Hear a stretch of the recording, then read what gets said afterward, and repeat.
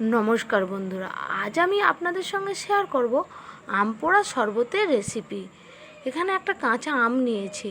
এখানে গ্যাস জেলে আমি আমটা ভালো করে পুড়িয়ে নেব। একটু সময় নিয়ে আমটা ঘুরিয়ে ঘুরিয়ে পুড়িয়ে নিতে হবে। এখানে দেখুন আমটা আমার পোড়ানো হয়ে গেছে। এবার একটা জায়গার মধ্যে নিয়ে নিয়েছি।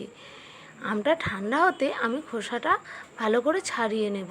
যেহেতু আমের মধ্যে একটু খোলাটা পোড়া পোড়া দাগ আছে, তার জন্য আমি আমটা একটু ধুয়ে নিলাম। এখানে আমটা যেহেতু নরম হয়ে আছে, আমি ছাঁকনির সাহায্যে আমের পাল্পটা আমি এইভাবে বার করে নেব। দেখুন বন্ধুরা, এখানে আমের পাল্পটা আমি পুরোটাই বার করে নিয়েছি। এখানে এবার একটা গ্লাসের মধ্যে নিয়ে নিয়েছি 1 থেকে 1.5 চামচের মতো চিনিটা আমি প্রথমে গুলে নেব। এরপর 1 চামচের মতো আমের পাল্প আমি এর মধ্যে দিয়ে দেব। দিয়ে ভালো করে গুলে নিয়ে এর মধ্যে দিয়ে দেব বিট লবণ, আর দিয়ে দেব অল্প জলজিরা, আর দেব চাট মশলা।